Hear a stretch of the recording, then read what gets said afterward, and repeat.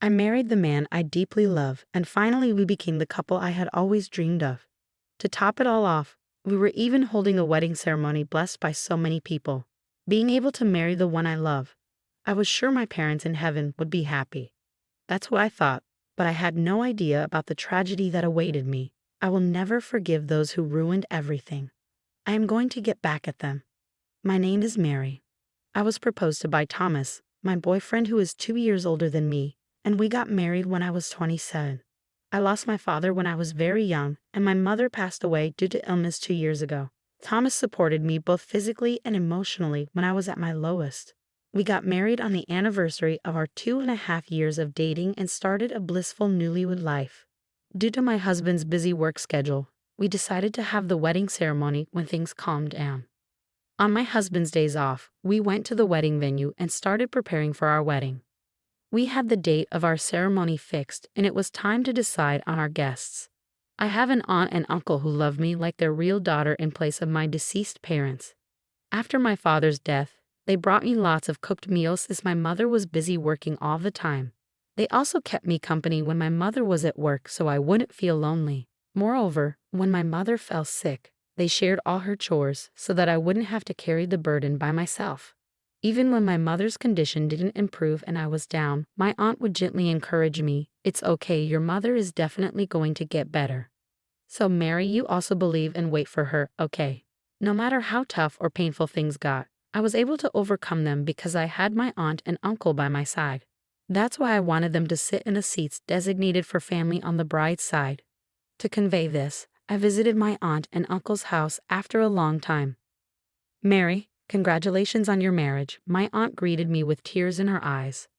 "Thank you, Auntie. So I was thinking I want you guys to sit in the seats designated for families at my wedding. Is that okay?" "Of course." Then my aunt brought out a big box. "Mary, why don't you open it?" Prompted by my aunt, I opened the box in front of me. Inside was a pure white wedding dress. The dress, made of beautiful silk fabric, had a perfect balance of elegance and cuteness. The décolletage was decorated with vibrant lace, and the silhouette was cleverly designed to form a beautiful A-line with cute flower embroideries on the hem. The size was smaller than usual, clearly made just for me. I loved the wedding dress at first sight. "Huh? Why this?" "Well, your mother, my sister, she made it." "What? Mom did that?" The wedding dress was handmade by my mother despite battling illness. She tirelessly stitched it together day after day, custom fit for my petite frame. She asked my aunt, "If Mary ever gets married, please give her this." This was a creation filled with all the love my mother could muster in her final days. "Mary, dear, you must wear this dress at your wedding. Your mother would be so pleased," said my aunt, her eyes brimming with tears and a tender smile on her face. Her heartfelt sentiment moved me to tears. "Thank you, Auntie. You've kept it safe all this time. I promise I'll wear this dress at my wedding. You have to come and see me wear it," I said, clutching my mother's handcrafted wedding dress, full of happiness as I returned home. Once home, I hung the dress on my bedroom wall and gazed at it intently. I was determined to make my wedding a success, wearing this dress in honor of my mother. That feeling only got stronger as the days passed. Then one day, disaster struck. When I returned home from work, the wedding dress that should have been hanging on my wall was gone. "What? It's gone? Why? I know I left it hanging right here." Panicking, I pulled out my phone to call the cops. Just then, my husband walked in the door. "Oh, Mary, what's wrong?" Seeing me in tears, he sensed something was amiss and rushed over to me. My dress is gone. I had it hanging right here. I think someone stole it," I said. My desperate plea elicited an unexpected reaction from my husband. "Oh, is that all?" "Huh? What do you mean, Thomas? Do you know something?" I asked hesitantly. My husband responded with a shocking revelation. "Of course I know. My sister says she's getting married soon and wanted to borrow your dress." "Huh?" "Yes, my sister asked if she could borrow your dress, and I readily agreed. She used the spare key from our mailbox to pick it up." I couldn't believe what I was hearing. My husband lent my wedding dress to his sister without asking me. As I raged at him, he waved his hands dismissively as if it were no big deal. "Our wedding is still a while away, so it's not a problem, right?" Besides, my sister was thrilled. She's broke and was happy she wouldn't have to pay for a dress. happy she wouldn't have to pay for a dress. I never gave permission for any of this. I was livid at his blatant disregard for my feelings. That dress was handmade by my mother specifically for me. Didn't I tell you that, Thomas? It's tailored perfectly to my size. Why would you lend it out without asking me first? Calm down. It's not like it's a one-time use thing. You can still wear it, so what's the issue? The issue? Why would your sister wear my dress before I do? No matter how you look at it, that's just wrong. Even after I explained why I was upset, my husband refused to apologize or even acknowledge his mistake. To add insult to injury, he let out an exasperated sigh. Mary, you're being too petty. Stop acting like a spoiled child, okay? Petty? Being upset about this makes me spoiled? It's something my mother made for me. It makes no sense for your sister to wear it before me. I'd reached my limit with his irresponsible comments. I'm going to your parents' house tomorrow to get the wedding dress back from your sister. Huh? Tomorrow is the day my sister's fiancé and his parents are coming to visit our parents' house. Don't interrupt them. Interrupt? You've got some nerve. Let me be clear, no matter what anyone says, I have no intention of letting your sister wear that dress. The next day, I took a day off work to see my sister-in-law. When I arrived at my in-laws' house, I could hear lively voices from the open front door. As I secretly stepped in and listened, I heard a man's voice. Wow, you made this dress yourself? That's amazing, Cynthia. Cynthia, my sister-in-law, responded in a humble tone. Oh, it's nothing like that. She was flaunting my mother's handcrafted wedding dress to her fiancé and his parents. It took me quite some time, but I really wanted to bring my dream dress to life and have a good wedding, so I ended up making it myself. At that moment, something inside me crumbled. Her dream dress? What a joke. That was something my mother made with love just for me. Before I even realized it, I was already walking towards them. I walked straight through the entrance and seized the wedding dress from my sister-in-law. This is mine, I shouted in front of everyone. Everyone present looked at me with surprised expressions. Whoa, Mary, what's happening all of a sudden? My father-in-law asked, flustered. Ignoring him, I stared sternly at my sister-in-law and revealed the truth to everyone. This dress is something my mother made for me. Your daughter stole it from my room without my permission.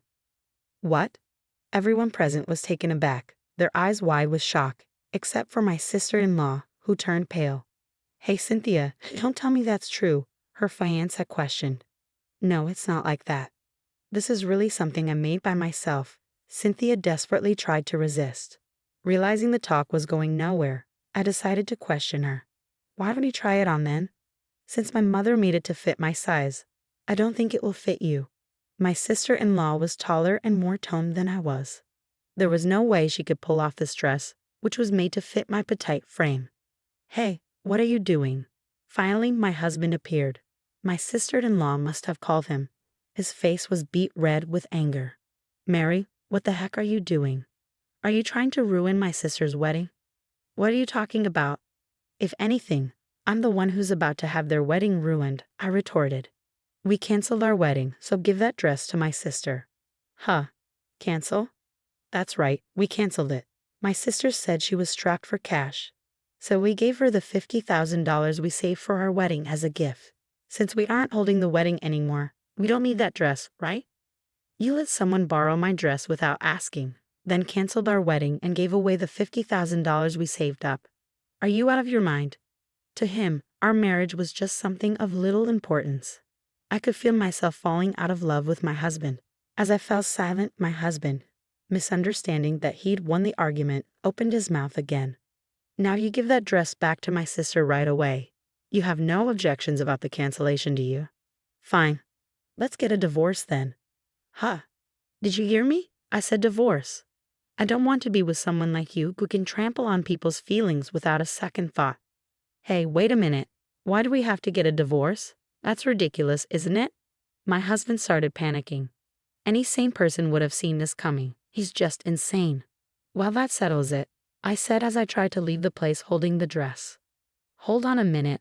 My sister-in-law grabbed the end of the dress with all her might. The dress tore in the process, becoming a pitiful sight. Looking at it, my sister-in-law and husband burst out laughing as if they couldn't contain themselves. Served you right. This is what happens when you mess with my sister.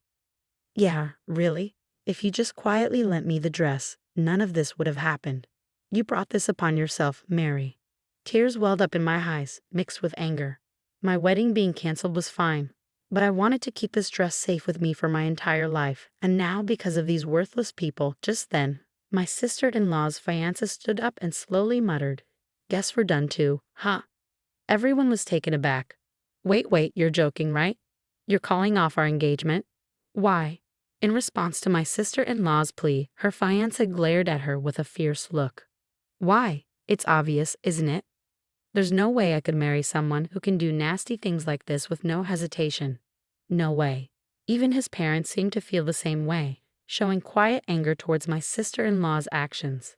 Well, no more talk of marriage then. Her fiancé and his parents were about to leave. Just then, my sister-in-law burst in, frantically yelling, "Wait a minute. It's absurd to call off the engagement over something like this, right? Mom and Dad, you guys think so too, don't you?" Despite her pleas to her parents, it was too late. "Wait, Dad, Mom, why are you glaring at me?" Her father then shouted at her with full force, "Get out, you disgrace." Even my usually strong-willed sister-in-law started sobbing due to this overwhelming force. "You guys are so cruel. This is too much. Stop crying. I don't remember raising a jackass like you. I'm not claiming someone who can be this dismissive of others' feelings as our daughter." But, upon seeing his sister crumbling in tears, my husband stepped in to intervene. "Dad, Mom, calm down. You don't have to blame my sister this much." "You too, Thomas? What? You're no better. How dare you disregard Mary's feelings? Leave this house with Cynthia, you foolish son." Probably never anticipating that he too would be disowned, my husband stood there, mouth agape. Then my mother-in-law came over to me, bowing her head in apology. "I'm so sorry, Mary. We were told that the dress was handmade by our daughter, and we just believed it. No, it's okay, but I can't continue living with Thomas anymore." "That's okay. It's our daughter's fault. You go ahead and live your life without worrying about it." Her words really hit home. My in-laws had always been very kind to me, so I felt a pang of guilt that things had come down to this, but I couldn't stay with Thomas anymore. "Mary, I'm sorry. I really am. We'll have a proper wedding. Just don't file for divorce yet." My husband quickly changed his tune the moment he was disowned by his parents. There was absolutely no chance of me getting back together with such a spineless man. "I will live my own life. I can live a happy life without you." Hearing this, my husband collapsed to his knees. After expressing my gratitude to my in-laws, I left their house. I packed my bags and headed to my aunt's house, where she was greatly surprised. However, in the end, she respected my feelings and welcomed me. As for that torn dress, my aunt mended the torn parts, and my mother's dress regained its shine. Afterward, I asked for alimony from my ex-husband, and we divorced. He had been secretly handing the wedding funds to my sister-in-law, so I was able to get a little more alimony. It seems that my husband and sister-in-law have been disowned by their parents and are now living together in a house we once shared. My sister-in-law, who had intended to become a housewife after marriage, had already quit her job and was now unemployed. Now my husband was single-handedly covering both of their living expenses. Next time, if I ever get another opportunity to marry someone, I want to make sure to thoroughly assess my partner. Then I will have a wonderful wedding, of course, wearing my mother's handmade wedding dress.